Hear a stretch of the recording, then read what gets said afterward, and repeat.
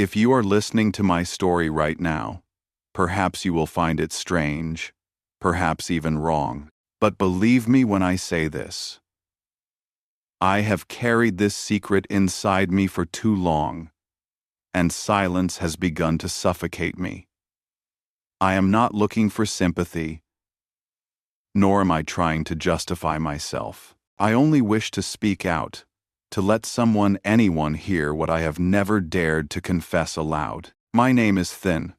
I am 52 years old. By most people's standards, I have lived a fairly ordinary life. A stable job, a modest but steady income, a family that from the outside looks whole. I married young, and together with my wife, we raised one son. That boy grew up, went to college, found a career, and married a gentle woman. And so I became what many men of my age become: a husband who no longer burns with passion, a father who no longer worries as much, and eventually, a father-in-law. The rhythm of my days had become almost mechanical. I woke early, drank a cup of tea, went to work, came home, shared a meal, watched the evening news, and then slept. I thought that would be my destiny. To fade into the quiet anonymity of old age. My joys reduced to the smallest, simplest things. I believed I was at peace with that fate, but everything changed the night my daughter-in-law sat down across from me and whispered, "I have never truly been listened to by anyone." Those words pierced through the armor I had carefully built around myself for decades. They unsettled me in a way I could not describe. It was as if, in that single moment, a door inside me long locked, long ignored, was suddenly forced open. I still remember the exact scene. It was late, around midnight. The house was quiet. My wife had already gone to bed, and my son was working late. I had been sitting in the living room, reading the newspaper, when she appeared. She hesitated, as though unsure whether she should disturb me. Then, without asking permission, she sat down. Her face was pale, her eyes clouded with fatigue. We exchanged a few trivial words about work, about the weather, about the dinner that evening. Then she fell silent, and after a long pause, she said that one sentence: "I have never truly been listened to by anyone." I cannot explain why those words shook me. Perhaps because I recognized a reflection of myself in them. I, too, had lived much of my life feeling unheard. I had learned to swallow disappointments, to suppress emotions, to play the role expected of me. I had never thought much about it, but suddenly, sitting before me was a young woman, my daughter-in-law, confessing the same emptiness I had carried for so long. At that moment, I no longer saw her simply as my son's wife. I saw her as a human being, fragile, yearning for connection, desperate for someone to understand. Let me be clear. Until that day, my relationship with her had been nothing unusual. We were polite, distant even. She was respectful, always greeting me warmly, always taking care of the household when my son was busy. I thought of her as a decent girl who had married into the family. Nothing more. There was no particular closeness between us, nor any reason for suspicion. But that single confession changed everything. It was as if she had reached into my chest and touched something I thought was long dead. Suddenly, I found myself noticing her more. The sadness in her smile, the way she forced cheerfulness in front of my son, the loneliness in her eyes when she thought no one was looking. And perhaps the most dangerous part was this: she began to confide in me. Slowly at first, cautiously. She would linger at the dinner table after everyone else had gone to bed, asking me questions about life, about marriage, about how to endure disappointments. Sometimes she spoke about my son, not directly criticizing him, but hinting at his indifference, his absence, his inability to see her pain. I listened.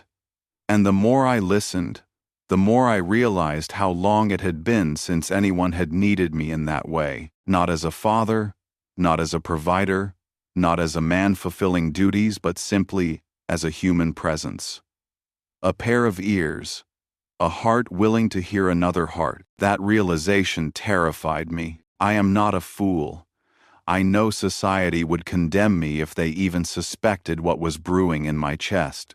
The bond between a father-in-law and his daughter-in-law should never, under any circumstances, cross certain boundaries. I had always believed I was strong enough to uphold that line, and yet, night after night, as her words echoed in my head, I began to doubt myself. You must understand, I am not saying I fell in love with her. Not yet. It was not that simple. What I felt was more complicated, more dangerous. It was the recognition of a shared loneliness. It was the trembling awareness of a forbidden possibility. It was the stirring of something I thought had vanished from my life forever. Desire. Not for her body, but for intimacy, for understanding, for being seen. And so I stand before you now, torn between guilt and longing. I do not know how this story will end. I only know that from the night she spoke those words, I have never truly been listened to by anyone. I have not been able to walk away. After that night, nothing in my life felt the same. Outwardly, everything continued as before. I still woke early, still went to work, still sat at the dinner table with my wife and son. My daughter-in-law still served the meals, still smiled politely, still went about her daily routines like any dutiful young woman. But beneath that surface, something had shifted, subtle, almost invisible, but powerful enough that I could feel it every time our eyes met. I began to notice her presence more than I should have. The sound of her footsteps in the hallway, the faint fragrance of shampoo that lingered when she walked past, the way her laughter rang hollow when she tried to mask her fatigue. All of it etched itself into my awareness. It wasn't desire in the crude sense.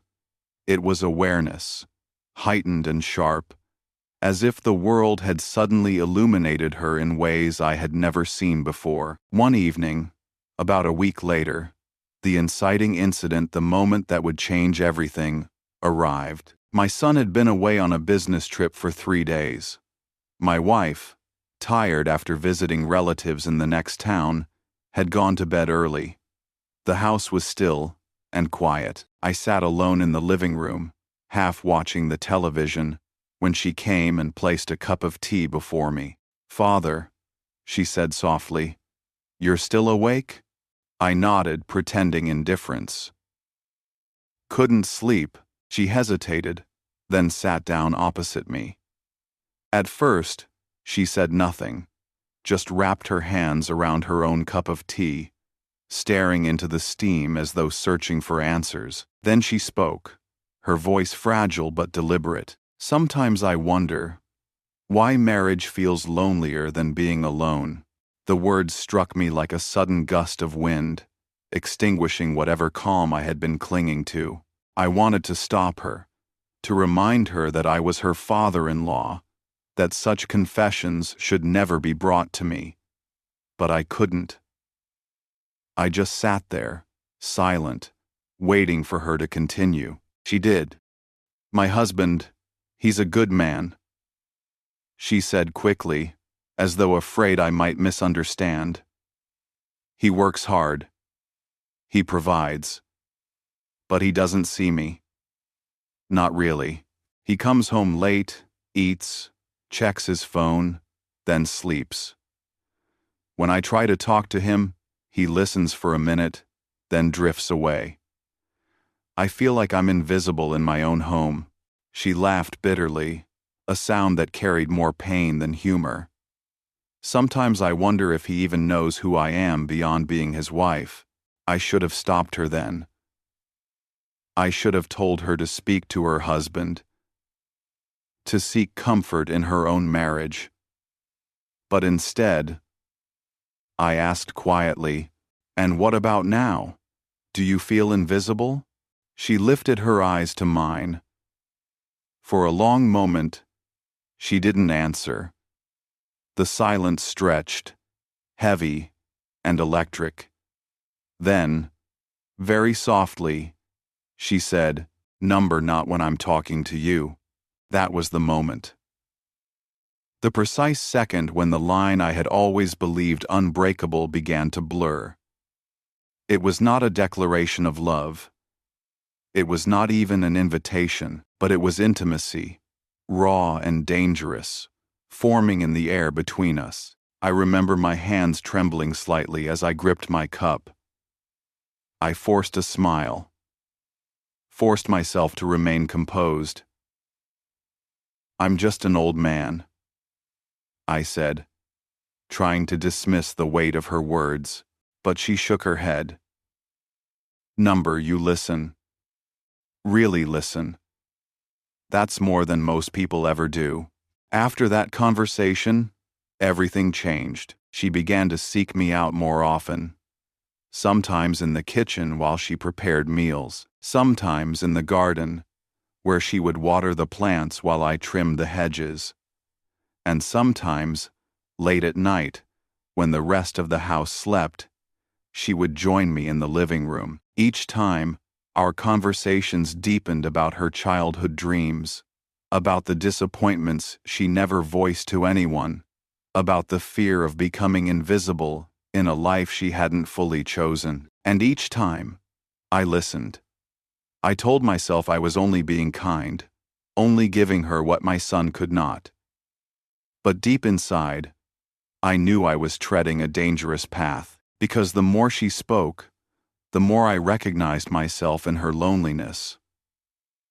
I remembered my own marriage, how love had quietly eroded into routine, how passion had given way to habit. I remembered the countless times I had wanted to speak but swallowed my words instead. The countless times I had yearned for someone to simply listen, and in her voice, in her eyes, I saw the same hunger, the same ache. One night, she asked me a question that left me utterly undone. "Father, have you ever felt like you were living someone else's life? Like the world chose a path for you, and you just followed, even if it wasn't what you wanted?" I stared at her, unable to answer, because the truth was, yes. I had felt that way my entire life. I had married young, not out of passion, but because it was expected. I had worked tirelessly, not for fulfillment, but out of duty. I had become a husband, a father, a provider, but somewhere along the way, I had lost myself. And now here was this young woman, echoing the same despair. I wanted to tell her the truth that yes, I had felt that way, that I still felt that way, that sometimes I wished I could tear free from the life that bound me. But I didn't. I only looked at her and said, "Sometimes, yes." She smiled faintly, and in that smile was both gratitude and sadness. That night, after she went to bed, I sat in the dark for hours. I knew something had begun, something that could no longer be dismissed as harmless conversation. It wasn't love, not yet. But it was a thread pulling us closer, tightening with each word, each glance, each moment shared in secret. And I feared that once the thread was too tight, it would snap, and everything in my life would unravel. But fear did not stop me. That was the cruelest part. From that night forward, the distance between us grew shorter, though no one else in the family seemed to notice. To the eyes of my wife, my son, even the neighbors, we were still exactly what we appeared to be. a dutiful daughter-in-law, and a quiet father-in-law. Yet beneath that facade, a secret rhythm had begun to beat, soft at first, almost imperceptible, but each day gaining in strength, each day drawing us closer to the edge of something neither of us dared to name. I told myself that I was only offering her comfort, that there was nothing wrong with listening, with being a presence she could lean on. But the truth gnawed at me. I was no longer listening out of duty, but out of hunger. Hunger for her voice, her eyes, her confessions. Hunger for that fragile, dangerous intimacy. It began with small things. She would bring me tea without being asked, always just the way I liked it, strong, with only a touch of sugar. She would linger a moment longer at the table after dinner, waiting until the others had drifted away, before starting a conversation that belonged only to the two of us. She would ask about my youth, my regrets, my dreams, questions my wife had long since stopped asking, questions I had stopped expecting anyone to care about. And I answered, at first cautiously, then more freely, until I found myself confessing things I had never told a soul. I told her about the day I nearly left everything behind in my 30s, how I once dreamed of opening a small bookshop by the river, how I had loved reading poetry, but buried that love because it seemed useless in the grind of family responsibility. She listened with wide, earnest eyes, as though every word I spoke carried weight, as though I mattered. "Why didn't you do it?" she asked one evening, her chin resting on her hand. "Because life," I said bitterly, "has a way of demanding obedience." She sighed. "That's exactly how I feel." And there it was again, that thread of recognition, tightening. The tension rose with every passing day. I began to anticipate her presence. If she skipped a night, I found myself restless, unable to sleep, pacing the living room as though waiting for a visitor. When she appeared, relief washed over me. And when she didn't, I felt abandoned. I knew it was wrong, knew I was sinking deeper into something I had no right to feel, but I could not stop myself. One afternoon, I found myself watching her from the garden as she hung laundry in the sunlight. Her hair fell across her cheek, the wind catching it, the sun painting her skin with warmth. I should have turned away. Instead, I stood frozen, caught between shame and longing. It was in that moment that I realized I was no longer merely a listener. I was a man teetering on the brink of forbidden desire. The fear of discovery added fuel to the fire. Every glance, every conversation, carried the weight of risk. If my wife were to walk in, if my son were to notice the subtle change in my demeanor, everything would collapse. And yet, that very risk thrilled me. It made each moment sharper, more intoxicating. One night, the tension finally broke through the boundaries of words. We were sitting in the living room again, the television muted, the clock ticking loudly in the silence. She had been speaking about her loneliness, about how she sometimes wished she could vanish without anyone noticing. Her voice trembled, and for the first time, I saw tears brimming in her eyes. Without thinking, I reached out. My hand brushed hers lightly, barely a touch. She did not pull away. For an instant, time froze. The house, the world, everything beyond that moment ceased to exist. There was only the warmth of her hand beneath mine, the silent acknowledgement of a bond that had grown too strong to deny. Then, almost as quickly, I withdrew, my heart hammering in my chest. "I'm sorry," I whispered, though I wasn't sure whether I meant it. She shook her head, wiping her tears with the back of her hand. "Don't be." That was all. 2 words. but they were enough to ignite a storm inside me. From then on, the air between us was charged, heavy with unspoken things.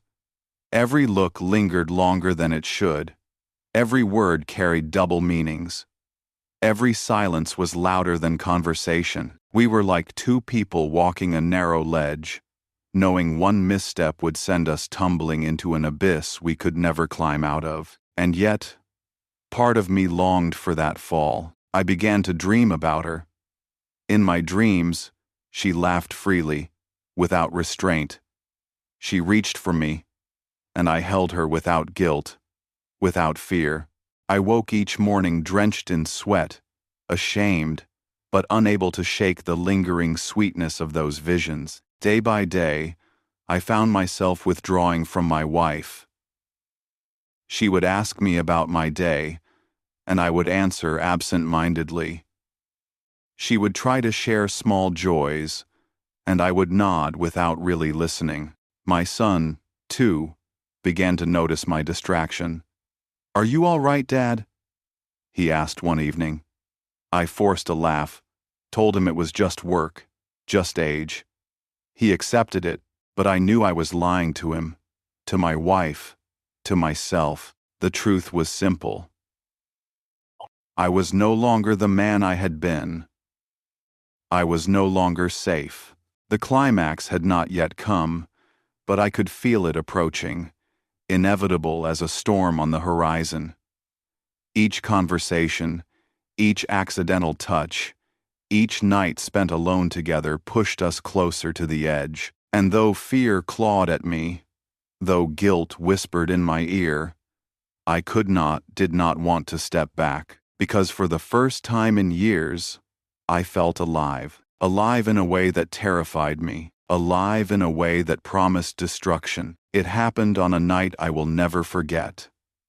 A night when silence itself seemed to conspire against me, pressing in on every corner of the house, magnifying every sound, every breath, every unspoken word. My wife and son had gone out to visit relatives. Only the two of us remained at home, me and my daughter-in-law. I told myself I would stay in my room, keep to my books, resist temptation, but the walls felt suffocating.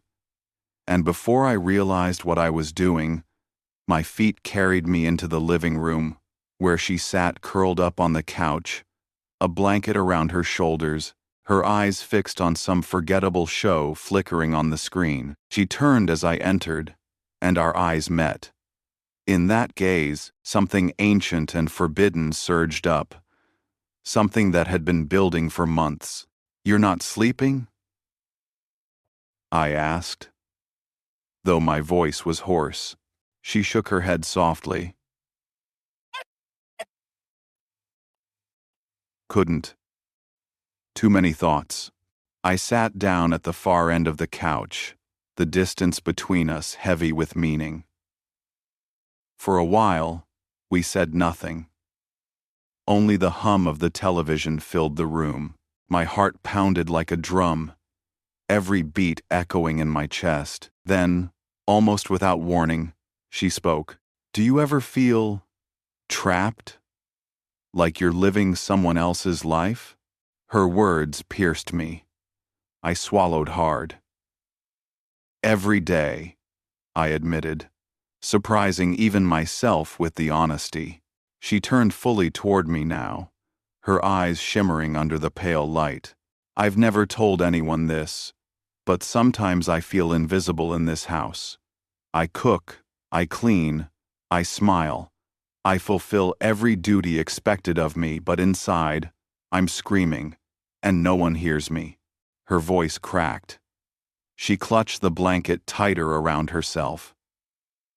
And I, against every warning that thundered in my mind, moved closer. "I hear you," I said softly. Her breath caught. Our faces were only inches apart. The world outside that room ceased to exist.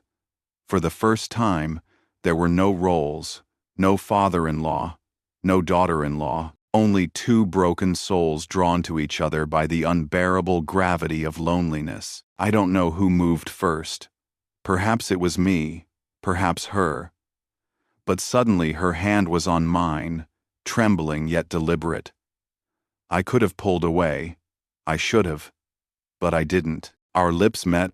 It was a kiss born not of passion alone, but of years of silence, years of unmet longing, years of words swallowed down. It was desperate and tender, a collision of guilt and desire. The blanket slipped to the floor. The television murmured on, but none of it mattered. For that fleeting moment, we were not bound by duty or morality, we were simply human. When we finally pulled apart, both of us breathless, the weight of what we had done crashed over us like a tidal wave. This is wrong, I whispered, my chest heaving. I know, she said, tears streaking her face. But it feels like the only thing real, and in that confession lay the heart of our torment. From that night forward, everything changed. We carried on as though nothing had happened when the family was around, but in the quiet corners of the house, our eyes betrayed us. A glance across the dinner table, a brush of hands when passing plates, a silence shared too long, every gesture burned with the memory of that kiss. But with desire came the sharp edge of conflict. I was torn between two selves, the man who wanted to protect his family's honor, and the man who yearned for her presence like a drowning man craves air. She, too, wrestled with the contradiction. She confessed one evening, her voice trembling, "I love your son. I respect him. But he doesn't see me the way you do. He doesn't listen. And I don't know how to live with that anymore." Her words cut me deeper than any blade. How could I respond? How could I betray my son, my wife, the very foundation of my home? And yet, how could I deny the truth in her eyes that what we shared was not mere fantasy, but a connection that neither of us had found elsewhere? The more we tried to resist, the stronger the pull became. But between her and my son, you can't keep coming to me like this, I snapped one night when she sought me out in the garden. And what do you expect me to do? She shot back, her voice fierce. Pretend that nothing happened? Pretend that I don't feel alive for the first time in years because of you? Her words stung, not because they were cruel, but because they were true. I paced the garden like a caged animal. "We'll destroy everything," I said. "My marriage, my son's happiness, your future." She stepped closer, her voice dropping to a whisper. "And what about our happiness? Or does that not matter?" I froze. Because deep inside, I knew it mattered more than anything. And that was the very problem. From that night, the cracks in the facade widened. My wife began to notice my distraction, the way I avoided her gaze. My son, too, sensed something amiss in the household. The walls of secrecy were closing in, and yet neither of us could stop.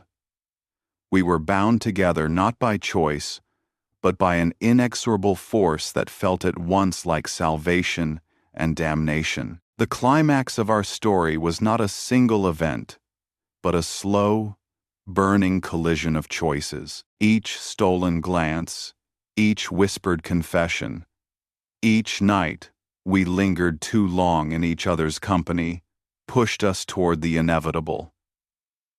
And the conflict inside me grew unbearable. Was I a father, a husband, a man bound by duty? Or was I simply a soul aching for connection, for love, for the chance to feel alive again? The answer shifted with every heartbeat, and as I lay awake at night, my wife breathing softly beside me, I knew one thing for certain. There would be no escape from the storm we had unleashed. We had crossed a line that could never be erased, and sooner or later, someone would see. The storm did not come in the form of shouting, slamming doors, or dramatic revelations. No.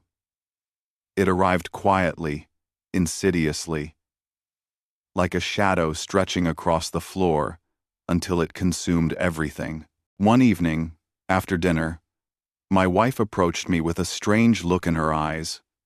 Not suspicion, not anger, but something deeper, an unspoken question that chilled me to the core. "You've been different lately," she said softly.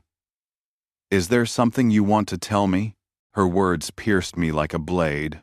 I forced a smile, shook my head, muttered something about work and fatigue. She didn't press further, but her silence afterward was heavier than any accusation. In that moment, I realized the fragile thread holding my secret was fraying, and if it snapped, the whole fabric of my life would unravel. I began avoiding her, not just my wife, but my daughter-in-law too.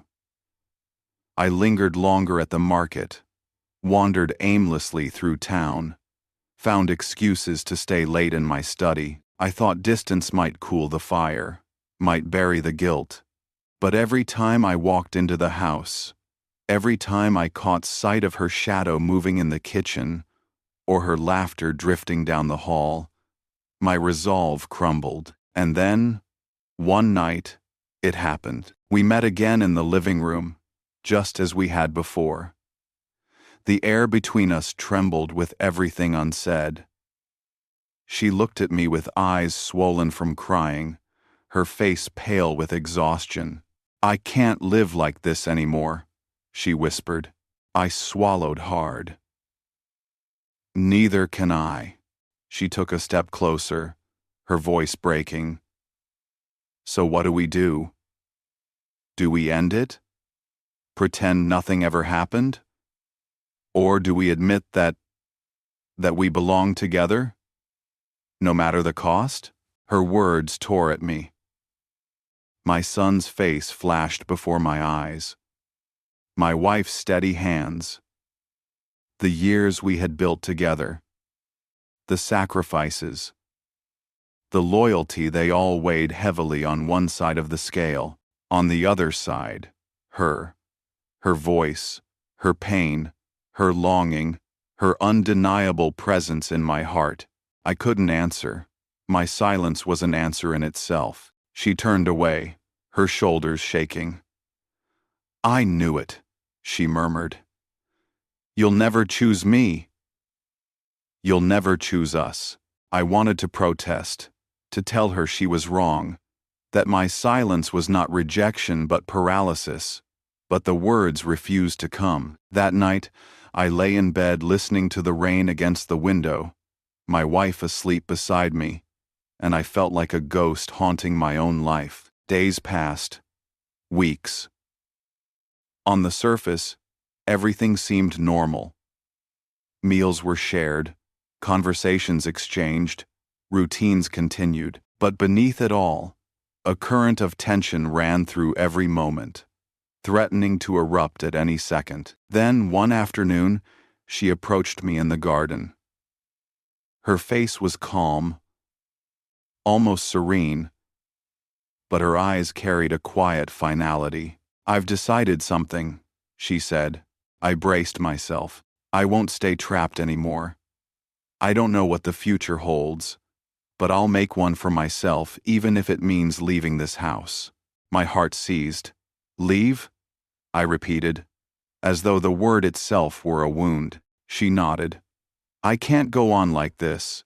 If I stay, I'll destroy myself. And I'll destroy you too."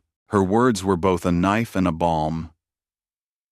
A part of me wanted to beg her not to go, to cling to her, to confess everything to the world. But another part, the part that still remembered my son's laughter, my wife's trust, the fragile bonds of family, knew she was right. I said nothing. She walked away, her figure receding down the path, leaving me rooted where I stood.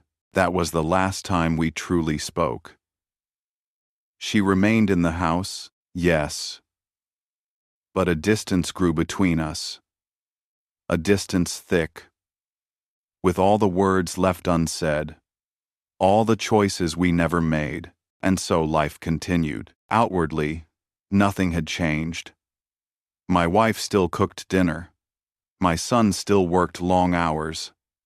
My daughter-in-law still moved through the rooms with quiet grace, but something invisible had shifted forever. A line had been crossed, and though we never crossed it again, the memory lingered like a shadow that could never be erased. Sometimes, late at night, I hear her footsteps in the hallway. Sometimes, in the quiet moments of the day, I catch her eyes across the room, and I see the echo of what once burned between us. And I wonder, did we do the right thing by burying it? Or did we simply choose cowardice, condemning ourselves to a life of silent longing? There are no answers, only questions that gnaw at me in the dark. I remain a husband. I remain a father. I remain a man, bound to his duties.